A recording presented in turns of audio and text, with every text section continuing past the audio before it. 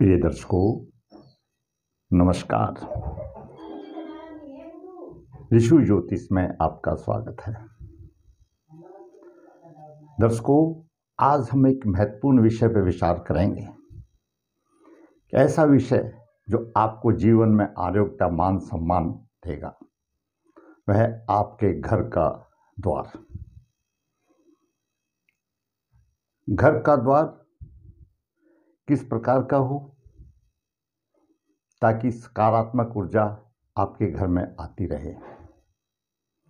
दर्शकों, जिस प्रकार प्राणी की सुंदरता, शोभा उसके मुख से है, ठीक उसी प्रकार घर की शोभा घर के द्वार से है। घर के द्वार से जाना जाता है कि जातक कितना समृद्धशाली है, कैसा है। घर का द्वार आकर्षण से भरपूर हो, अंदर के सभी द्वारों से बड़ा हो, ताकि सकारात्मक ऊर्जा जाती रहे और जीवन सुखी हो। दर्शकों, एक अच्छा वास्तुशास्त्री जिसको अगर ज्योतिष का विज्ञान है तो वह आपकी कुंडली को ये बता सकता है कि आपका घर का द्वार किस प्रकार का है। उसकी तुलना कुंडली से कर सकता है। दर्शकों, आज हम विचार करेंगे आपके ऐसे भूखंड में या आपके घर जिसका कि पूर्व की तरफ फेसिंग हो, यानी पूर्व दिशा की तरफ उसका द्वार हो। दर्शकों, पूर्व दिशा आरोग्य, सम्मान, वैभव आदि सभी सुखों से पूर्ण भरी है। ज्योतिष में 4 दिशाएं तो प्रमुख हैं और उन 4 दिशाओं के स्वरों से और 4 विदिशाएं बनती हैं। उन सब का महत्व है। आपके घर के चारों तरफ या भूखंड के चारों तरफ सकारात्मक, नकारात्मक ऊर्जाएं भ्रमण कर रही हैं। जरूरत है घर के अंदर सकारात्मक ऊर्जा लेना। तो आप किस प्रकार ले सकते हैं, वो आप अपने घर के द्वार के आधार पर ले सकते हैं। मनुष्य एक सामाजिक प्राणी है। दिन भर धूप छांव में, काम में व्यस्त रहता है। शाम को आकर उसको घर में एक आराम करने का सहारा मिलता है। अगर घर का द्वार अच्छी जगह पर है, वास्तु के अनुरूप है, तो उसका मान सम्मान हर जगह विजय प्राप्त होती है। इसी संदर्भ में आज हम विचार करते हैं कि अगर आपका घर पूर्व की तरफ है, पूर्वमुखी है, ईस्ट फेसिंग है, या आप घर बनाने जा रहे हैं, तो आपका घर का मुख्य द्वार कहां पर हो। दर्शकों,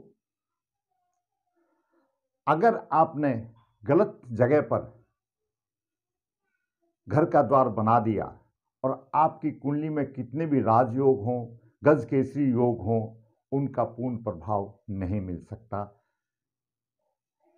जबकि आपका घर का द्वार ठीक हो, वो व्यवस्थित वास्तु शास्त्र के अनुसार हो। तो आइए इसी संदर्भ में पूर्व दिशा की तरफ जिसका भूखंड का फेसिंग है, जिसका घर है, वो एक बड़े सौभाग्यशाली हैं। आम आदमी सोचता है कि मेरा भी घर पूर्व की तरफ हो, लेकिन जिसके पास विस्तृत जमीन है वो तो बना सकता है। आज के इस व्यस्त जीवन में हर आदमी शहर की तरफ भाग रहा है, तो सबका ये मुमकिन नहीं है कि उसका ईस्ट फेसिंग हो। ईस्ट फेसिंग अच्छे किस्मत वालों के साथ मिलता है, या ये कह सकते हो उसकी कुंडली में अच्छे ग्रह योग हैं, उसको ईस्ट फेसिंग मिलता है। इसका एक अटूट संबंध है। दर्शकों, पूर्व दिशा में आपका घर का द्वार कहाँ पर हो ताकि आप वैभव और आरोग्य और सम्मान की प्राप्ति कर सकें। दर्शकों, ये मैंने एक भूखंड बनाया, ये पूर्व दिशा है। आपकी पूर्व दिशा कितनी भी लंबी होने दो, उसको आप 9 बराबर भागों में विभाजित कर लें। इसको देवपद विनाश कहते हैं। इन 9 भागों में देवता वास करते हैं। ये 9 पद हैं, अलग अलग देवता के अलग अलग पद हैं पूर्व दिशा में। दर्शकों, पूर्व दिशा का हम मध्य अगर निकालते हैं तो मध्य से उत्तर की तरफ ये ईशान कोण है और मध्य से दक्षिण की तरफ ये आग्नेय कोण है। दर्शकों, जब भी कोई जातक जन्म लेता है तो जो राशि पूर्व क्षितिज में होती है वो उसका लगन का भाव बनती है। तो ये समझ लो वो लगन का भाव यहां बनता है। पूर्व दिशा के मध्य भाग से ईशान की जो रचना बनती है उसमें तीसरा पद और चौथा पद अनुकूल बताए गए हैं। अगर आप घर का दरवाजा आग्नेय की तरफ बनाएंगे, आप कहेंगे मेरा तो घर का मुख्य द्वार पूर्व में है, वो आपको सकारात्मक प्रभाव नहीं देगा, अग्नि घात देगा, हर किस्म की परेशानियां देंगे, धन की हानि होगी, संतान अयोगकारी होगी, नाना प्रकार के आपको दूषित प्रभाव मिलेंगे। ये पूर्व फेसिंग में उचित नहीं है। पूर्व की तरफ जिसका भूखंड है, जिसका प्लॉट है, जिसका मकान है, उसके लिए अनुकूल दरवाजा ये देव पद जो 9 पद बनाए हैं, 1 2 3 4 5 6 7 8 9 ये बराबर हिस्सों में उस पूर्व भुजा को डिवाइड किया। मान लो ये अगर 27 फुट की है तो 3-3 फुट का एक पद बन गया। जस्ट मान लो, आपकी वो दिशा कितने की भी हो सकती है।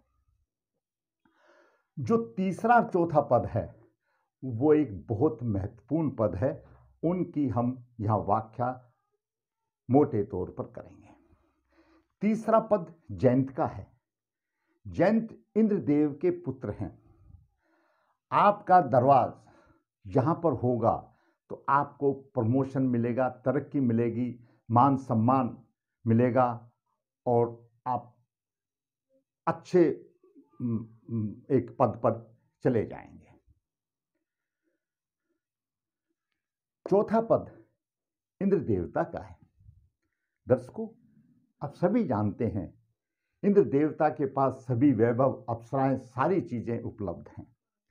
अगर आपका द्वार चौथे पद में होगा तो आप इंद्र की मापिक वैभवशाली बनेंगे, आपकी मित्रताएं बड़े लोगों से होगी, आपके जान पहचान का दायरा अच्छा होगा, आपका मान सम्मान होगा, आपके सारे भौतिक सुख प्रबल स्थिति में होंगे, संतान अच्छी होगी, यानी घर के अंदर किसी प्रकार का अशुभ प्रभाव नहीं होगा, क्योंकि चारों तरफ आकाश है और आकाश में से जो सकारात्मक ऊर्जा आनी है वो इन्हीं दरवाजों से आनी है, इन्हीं डोर से आनी है। तो पूर्व दिशा में आपका दरवाजा, आपका मेन डोर तीसरे पद और चौथे पद में ही अनुकूल है। ऐसा हमारे जो वास्तुशास्त्र के विद्वानों का, शास्त्रों का कथन है। दर्शकों, मैं एक बात और कहूंगा कि जब ये तीसरा चौथा पद अनुकूल है, वास्तुशास्त्र आपको परमिशन देता है कि इसमें आपका मेन द्वार होने से आपको सभी प्रकार की सकारात्मक ऊर्जाएं मिलेंगी।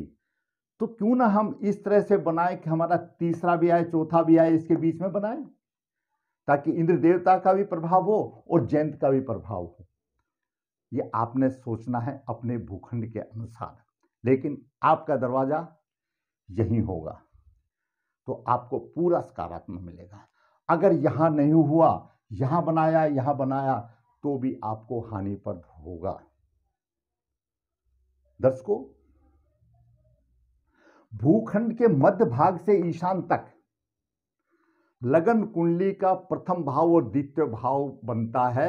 प्रथम भाव और द्वितीय भाव में तीसरा और चौथा पद आता है। अगर आपकी लगन कुंडली में लगन भाव में या दूसरे भाव में कोई पाप ग्रह है और वो पीड़ित हैं, तो आप समझ लीजिए कि आपका दरवाजा ठीक नहीं है।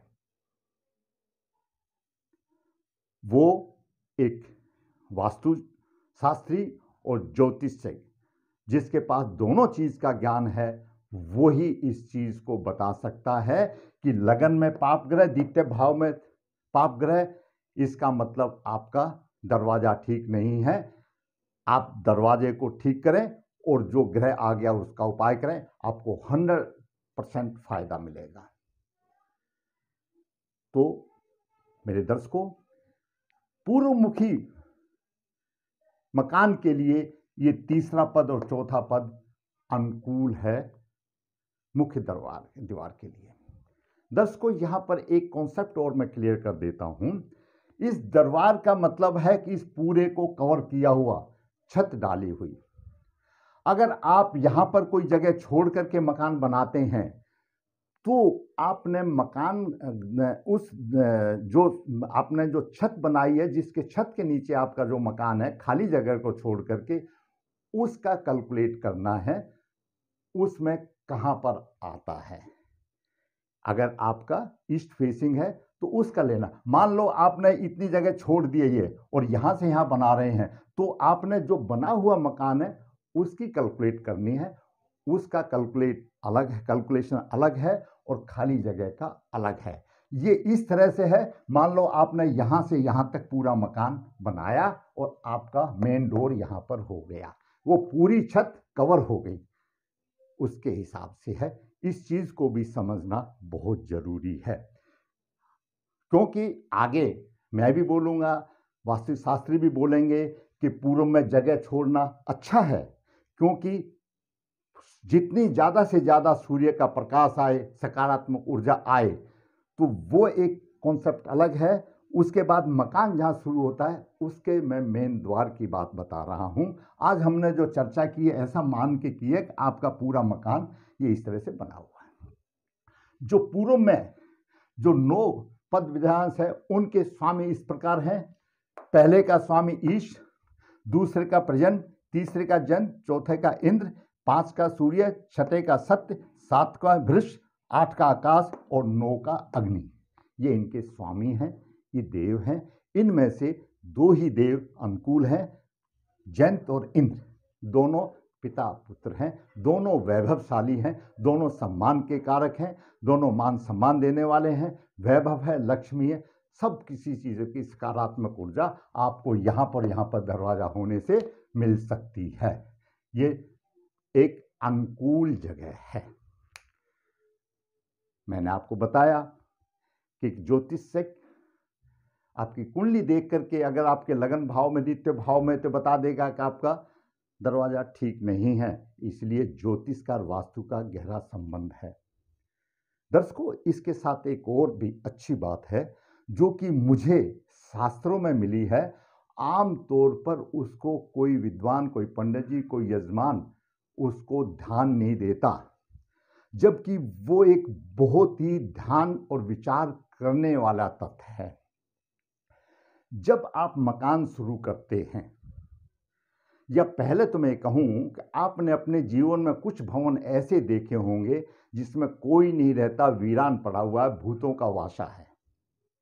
बहुत देखे होंगे, नहीं है तो आगे देखोगे। आप अगर नहीं मौका मिला तो आपके माता पिता को देखा है कि उनको मिला होगा कि उस भवन में कोई नहीं रहता, वीरान है, बोला भूत बंगला हो गया। वो भूत बंगला क्यों हो जाता है? उचित मुहूर्त में अगर जिसका मकान का काम आरंभ ना करें तो भूत बंगला हो जाता है। मुहूर्त एक बहुत बड़ी चीज़ है। बाकी चीज़ तो हमारे पंडित जी और विद्वान लोग बता देते हैं, लेकिन मैंने एक चीज़ का व्यवहारिक रूप में कमी पाया गया है, उसका मैं इसी वीडियो के साथ जोड़ना पसंद करता हूँ। हालांकि वो विषय मेरा नहीं है, फिर भी आपकी नॉलेज के लिए अच्छा होगा। जब भी गोचर में शनि भरणी नक्षत्र में हो, स्वाति नक्षत्र में हो, अनुराधा नक्षत्र में हो, ज्येष्ठा नक्षत्र में हो, पूर्व भाद्रपदा नक्षत्र में हो, उत्तर भाद्रपदा नक्षत्र में हो और शनिवार का दिन हो, यानी ये 6 नक्षत्रों में से किसी में भी एक शनि देव भ्रमण कर रहे हो और शनिवार का दिन, उस दिन घर का मुहूर्त एक्सेप्ट ना करें, उस दिन घर बनाने का काम शुरू ना करें। शनिवार को आप शुक्रवार को कर सकते हैं, गुरुवार को कर सकते हैं, उसमें कोई इशू नहीं है। लेकिन अगर शनि इन 6 नक्षत्रों में है और आप शनिवार को मुहूर्त करने जा रहे हैं मकान का, तो कदापि ना करें, वो भूत बंगला बन जाएगा, चाहे मुहूर्त आपका कितना भी अच्छा है। दर्शकों, मैंने वास्तुशास्त्र के अंतर्गत आज आपको पूर्व दिशा, जो कि वैभव सम्मानकारी है, अगर आपको किस्मत से उस जगह पर मकान बनाने का मौका मिला है तो घर का द्वार आप इस स्थान पर बनाएं, सुंदर बनाएं, अच्छा बनाएं, ताकि आपको सकारात्मक प्रभाव मिले और आपका जीवन सुखी हो। दर्शकों, अगर मेरा वीडियो आपको पसंद आया तो आप लाइक कीजिए, दोस्तों को शेयर कीजिए। जिसने मेरा चैनल सब्सक्राइब नहीं किया है, सब्सक्राइब कीजिए, ताकि मेरी आने वाली वीडियो आपको सबसे पहले मिल सके और मेरा भी प्रोत्साहन बढ़े। धन्यवाद।